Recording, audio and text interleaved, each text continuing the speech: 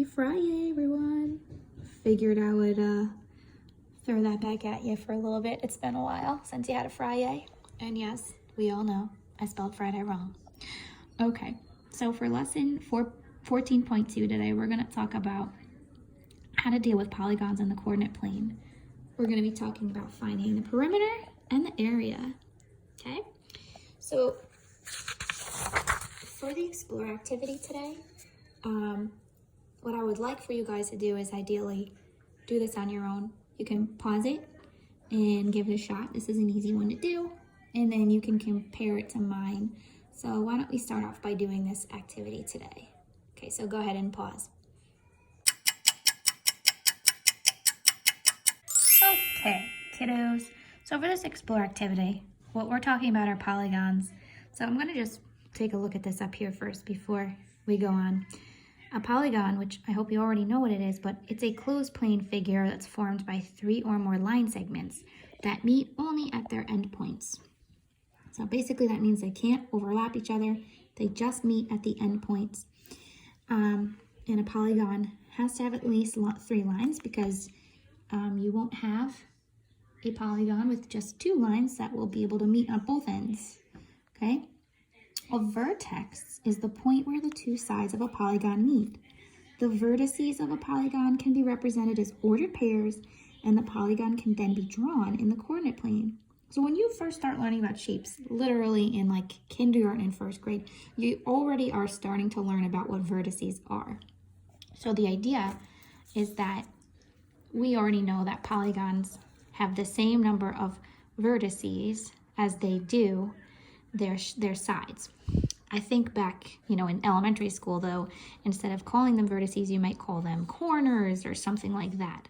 The vertices represent where the angles are. So when you first learn about this, if you learn that the number of angles and the number of sides are the same, it all means the same thing. So the vertices on the coordinate plane are just the points that represent those corners, those angles, those whatchamacallits. What am I trying to say? Well, I know what I'm trying to say. I hope you know what I'm trying to say because it's not coming out right. So on the coordinate plane, we do call them vertices, okay? We can write them all as ordered pairs, and then when we connect them, we have these beautiful polygons. So for your first one, when you plot these points, remember when you plot them, you should always label them. And then when you connect them, you're supposed to go in order. So A to B, B to C, C to D, D to back to A. And that, some of you may have said a diamond, it's a square. If you wrote diamond, don't worry. And then for the second shape, once you finish it up, you see that it's got 8 sides and it's got 8 vertices. So that makes that an octagon. Down here, if you weren't 100% sure what that meant, the idea is what I just said. The number of angles or corners that a shape has, or now as we're calling them vertices, is the same as the number of sides, okay? So one example would be a triangle. A triangle has 3 vertices and 3 sides. A rectangle has 4 and 4 sides. You could have used these as your examples too. All right, so that's our explore activity. Next thing we're going to do is we're going to talk about finding the perimeter in the coordinate plane. So what do you think we're going to be using? Well, naturally, we're going to be using our previous lesson with finding the distance between points to do this. Because what we're going to have to do to find the perimeter is we add up all the sides, right? So how are we going to find the sides? Well, we need to find the distance between the points.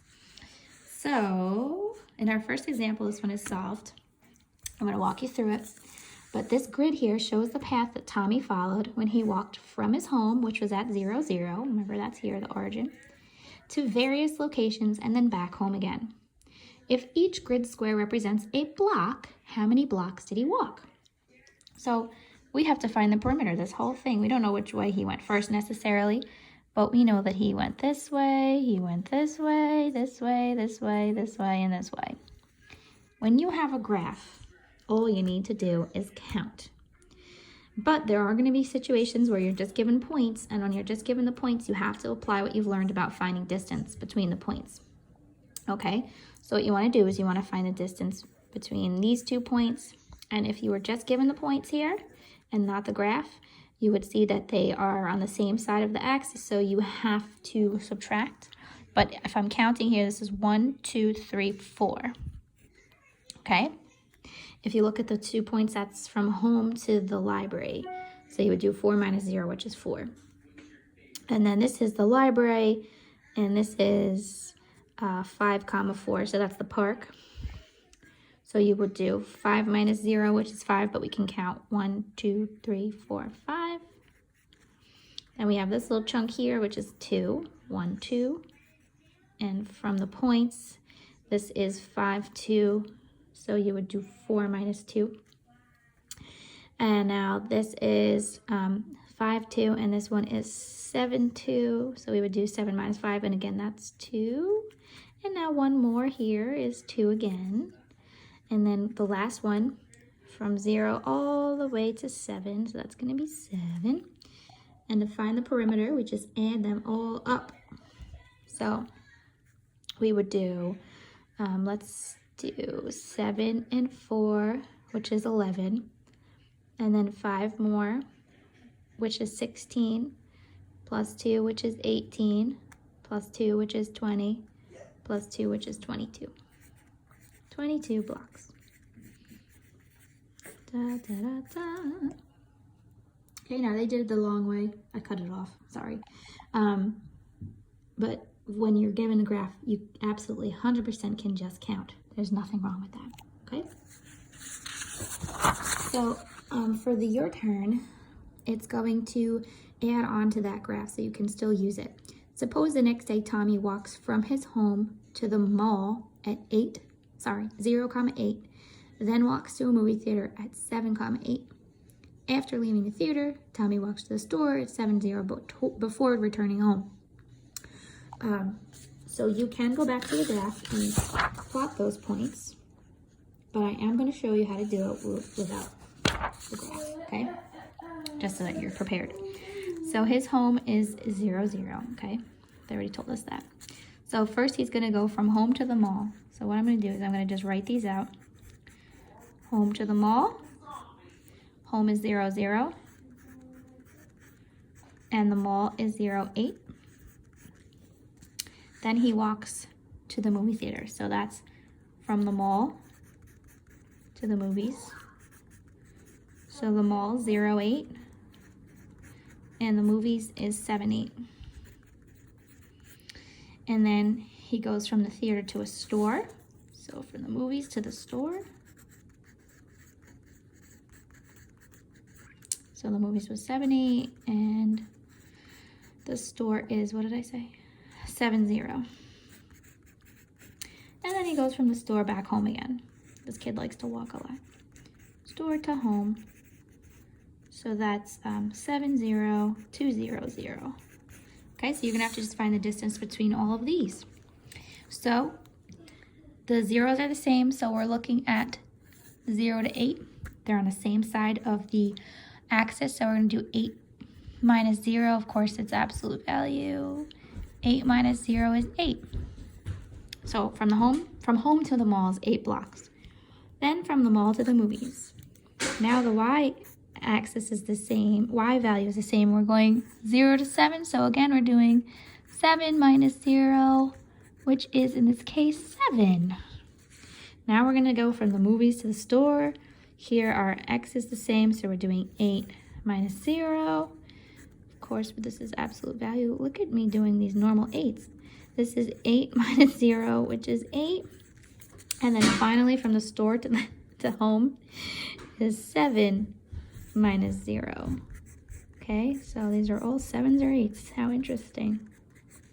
Okay, so to find that total distance, you just add them all up. So I have 2 8s, which is 16. And then I have 2 7s, which is 14. So that's going to give me 30. So he walked 30 blocks. Okay, it seems way more complicated, and technically there's nothing stopping you from grabbing a piece of graph paper and plotting these points and just counting. Okay, but this is the fancy schmancy way to do it. Okay. This is taking a little bit longer than I thought it would, so we're going to try to wrap this up. But we can also find area in the coordinate plane. Same exact way, except instead of adding everything up, we're going to use the lengths and the widths and follow the formulas the same way that we've been doing. Okay, so for this example, Caleb's planning a new deck for his house, and he graphs the deck as a polygon, A, B, C, D, E, F, on the coordinate plane.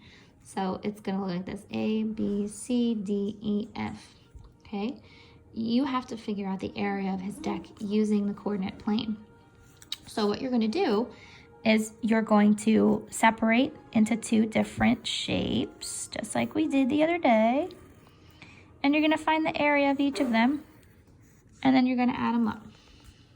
Okay, so first what they did was they separated it into the rectangle here, okay? So the base would be between B and E. So you can count 1, 2, 3, 4, 5, okay? So this is 5, and the height is going to be between E and D, which is 1, 2, 3. So you just find the area there, which is 5 times 3, or 15. And then the area of the parallelogram, remember we have to just be careful because it's base times height here. You can't do this diagonally. So the base is going to be 1, 2, 3, 4, 5, and the height is going to be 1, 2. So 5 times 2 is 10. Add them up, and it's 25. And did they give us, yeah, feet squared. Okay. And just one more. They give us a graph here. Oh, hi, Drew. Can I please? I'm hungry. Okay, give me 1 sec, okay? So your turn is the vertices of a polygon are L, 1, 2, M, 1, 6, N, 7, 6, O, 7, 2, P, 5, 0, and Q, 3, 0. Graph the polygon and then find its area. So we're going to take each point and do it one at a time. Fill in the blanks. Go math. Oh, go math. Okay. And now we're going to plot our points. Always making sure we label each letter. So this is 1, 2. So that's L. M is 1, 6. N is 7, 6. Oop. And O is 7, 2. This has to be the 18th time that Drew has watched Trolls 2. P is 5, 0. And Q is 3, 0. Okay, so then we connect them in order. So this is L to M to N, N to O, O to P, P to Q, and Q to L. So what the heck kind of shape do we have here? This is, count the sides, 1, 2, 3, 4, 5, 6. It's a hexagon, technically. Okay, we don't have a formula to find the area of a hexagon.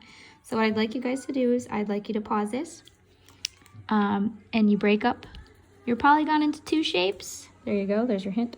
And then you can find the area of both and add them together. And then you can unpause and see your answer. Okay, so hopefully you got 32. Once you separate this, you can see that you have a rectangle. So all you have to do is do length times width. So you count 6 and 4. 6 times 4 is 24. And then your bottom half here is a trapezoid. So your trapezoid formula is 1/2 height times base 1 plus base 2. So the height, remember, it has to be from top to bottom. So that's 2. And then base 1 is 6, or base 2, it doesn't matter, and the other base is 2. So when you figure that all out, you get 8, and add them together and you get 32. Okay, guys, this is like the worst is over, basically, okay? So don't worry about all this craziness with polygons. When you can look at a graph, don't be ashamed to just count. You don't have to always be using the absolute value, subtracting and adding. Okay, guys, have fun with this.